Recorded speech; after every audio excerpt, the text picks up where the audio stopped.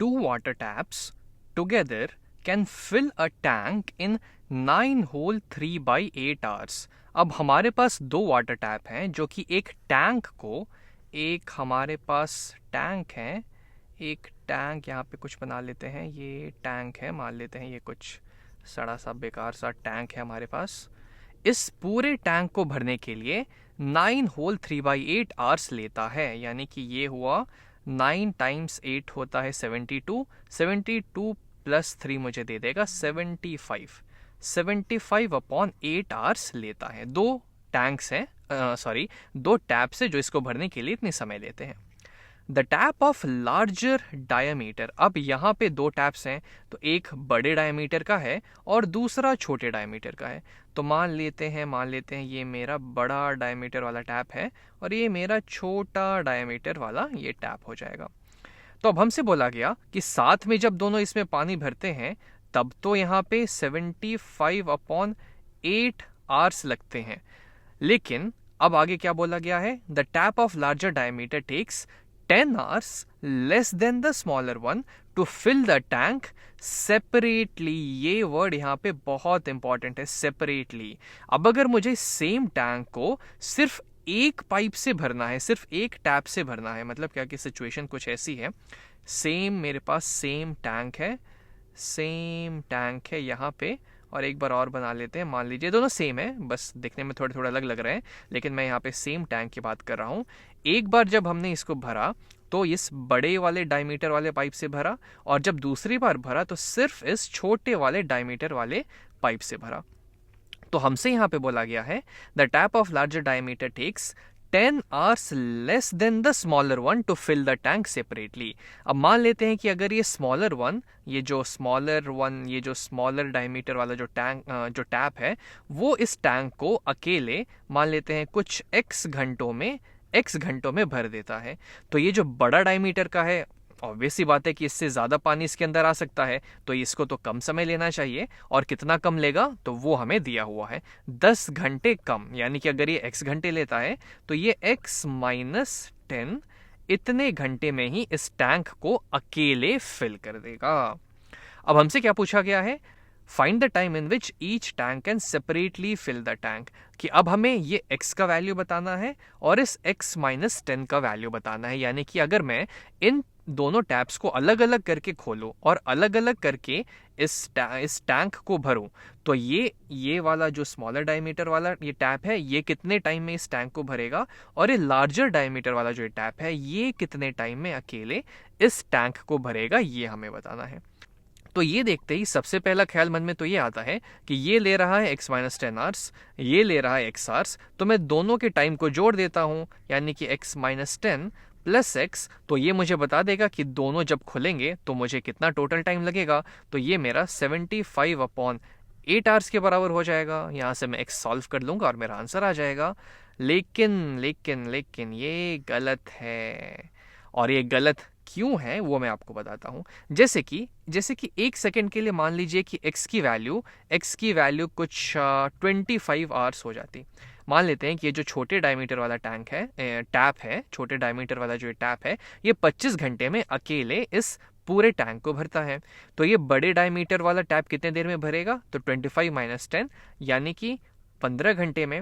अब आप एक बात ये बताइए कि अगर ये अकेले इस टैंक को 25 घंटे और 15 घंटे में भर रहे हैं, तो जब मैं इन दोनों टैप को साथ ही साथ खोल लूंगा तो इनको तो और कम समय लगना चाहिए। लेकिन अगर मैं इन दोनों टाइम को यहाँ जोड़ दूं तो 25 और 15 होता है मेरा 40 आवर्स के बराबर।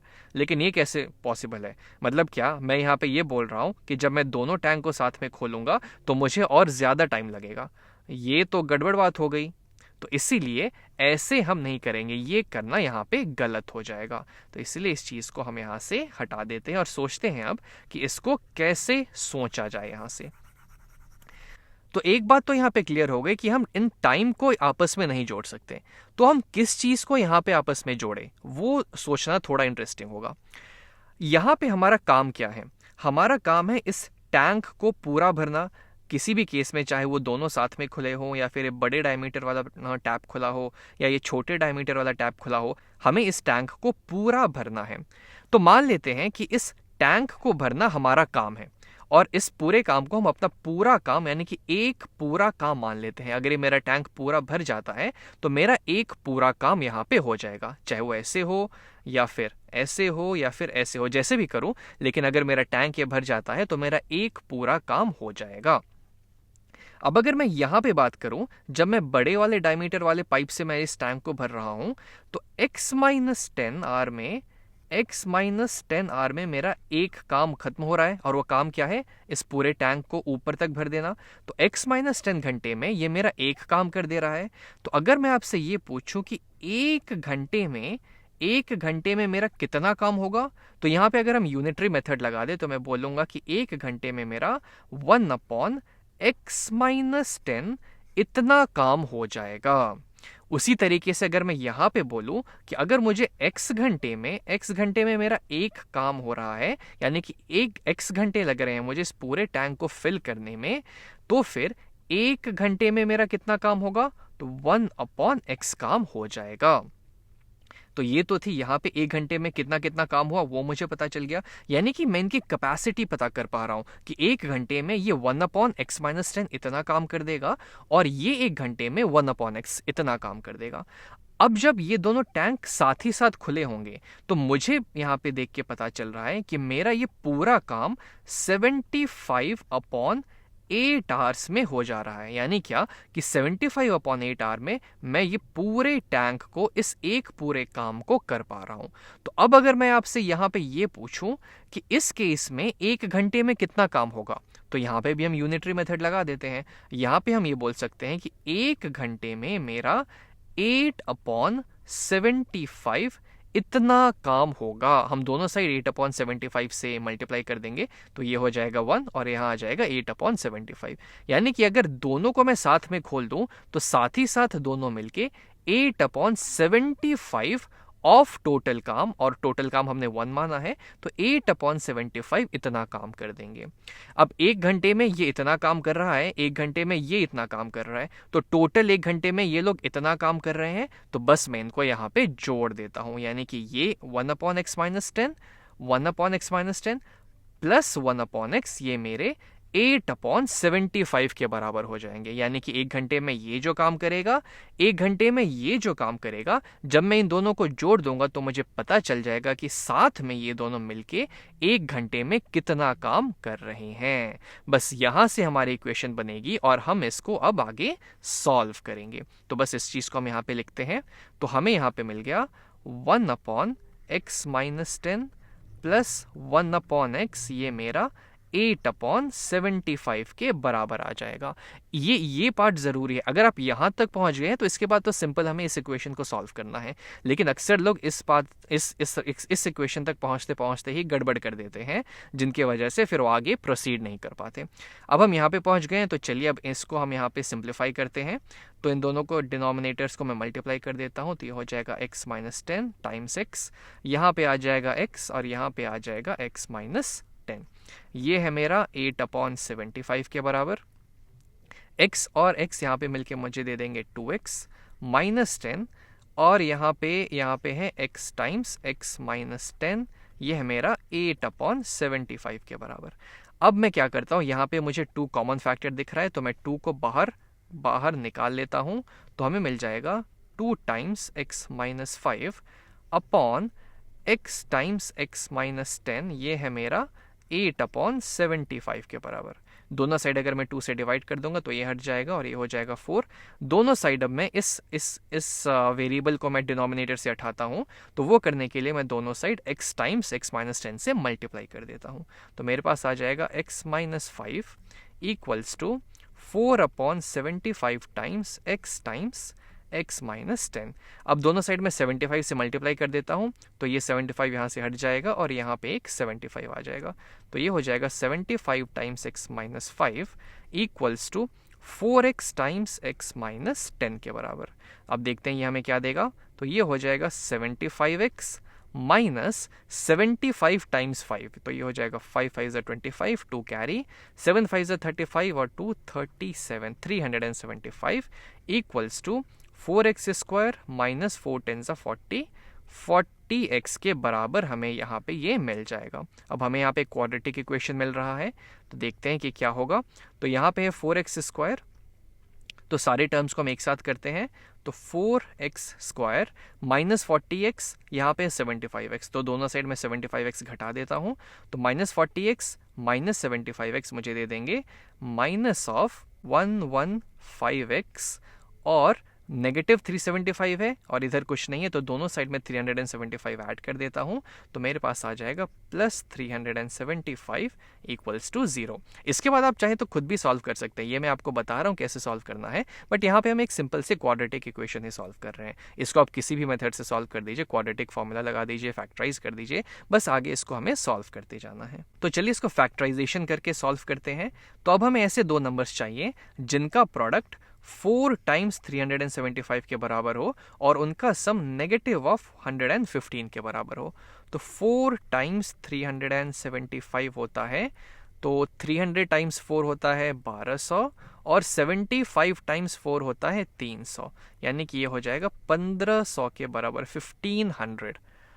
अब मुझे ऐसे कौन से दो फैक्टर्स मिलेंगे 1500 के जिनको मैं जोड़ूंगा तो मुझे नेगेटिव 115 मिलेगा? तो सिंपल यहाँ से इसको मैं कनेक्ट कर पा रहा हूँ। अगर मैं दो फैक्टर्स ले लूँ, एक ले लेता हूँ मैं 15 और दूसरा ले लेता हूँ मैं 100, तो इन दोनों का मैं जब जोड़ूंगा तो 15 प्लस 100 115 होता है, तो मैं दोनों का नेगेटिव ले लेता हूँ, मतलब मैं ले लेता हूँ नेगेटिव 15 और नेगेटिव 100, क्योंकि जब मैं इन दोनों को ऐड करूंगा तो मुझे मिल जाएगा नेगेटिव 115, और जब मैं दोनों को मल्टीप्लाई करूंगा तो मुझे 4 टाइम्स 375 यानी कि 1500 मिल जाएगा। बस, तो ये हो जाएगा 4x square minus of 100x minus of 15x plus of 375 equals to 0। अब आप चाहे तो नेगेटिव 15x को पहले लिख सकते थे, नेगेटिव 100x को बाद में लिख सकते थे, उससे कुछ फर्क नहीं पड़ेगा, जो कॉमन फैक्टर्स आएंगे वो हमेशा सेम ही रहेंगे। अब यहाँ पे इन दोनों टर्म्स में मुझे क्या कॉमन दिख रहा है, तो 4 है कॉमन और x भी है कॉमन, तो 4x मैं बाहर कर लेता हूँ, अंदर बच जाएगा x माइनस 25। यहाँ से चलिए नेगेटिव 15 बाहर कर लेते हैं, तो अंदर बच जाएगा x माइनस 15 को मैं 25 से मल्टीप्लाई करूंगा तो 375 आएगा, तो ये हो जाएगा 300 ये नहीं है 300, ये हो जाए तो ये हो जाएगा 25 के बराबर इक्वल टू 0।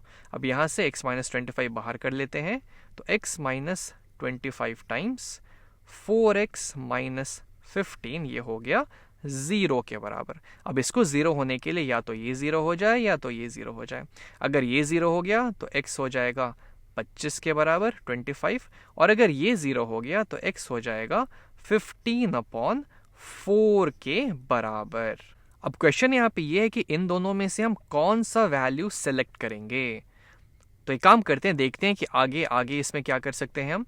तो x क्या था हमारा, तो x था हमारा, तो यहाँ पे x था हमारा स्मॉलर पाइप, जो ये छोटे डायमीटर वाला पाइप था, वो कितना टाइम लेता है, यानी कि time taken by smaller diameter pipe. तो अगर हमें ये, तो बड़े डायमीटर वाला पाइप कितना टाइम लेगा, यानी कि time taken by bigger diameter pipe. वो दूसरा वाला पाइप जिसकी डायमीटर छोटे वाले पाइप से ज़्यादा थी, वो कितना टाइम लेता था, x माइनस 10 के बराबर, यानी कि 25 माइनस 10 ये हो जाएगा 15 आवर्स, और इधर हम करें तो 15/4 माइनस 10, यानी कि ये हो जाएगा 4, ये हो जाएगा 15 माइनस 40, यानी कि आ जाएगा नेगेटिव ऑफ 25/4। लेकिन टाइम नेगेटिव कैसे हो सकता है भाई, ये तो पॉसिबल ही नहीं है, जिसकी वजह से ये पॉसिबल नहीं हो पाएगा, यानी कि हम इसको रिजेक्ट कर देंगे और ये हमारा सही जवाब हो जाएगा। यानी कि जो छोटे डायमीटर वाला जितना टाइम लेता है वो है 25 घंटे। अगर उसे आप अकेले खुला छोड़ दें तो वो पूरे टैंक को अपना पूरा एक काम करने में 25 घंटे लगा देगा, 25 आवर्स। और जो बड़े डायमीटर वाला पाइप है, अगर उसको आप खुला छोड़ दें तो वो अकेले पूरे टैंक को फिल करने में, उस पूरे एक काम को करने के लिए सिर्फ 15 घंटे लगाएगा।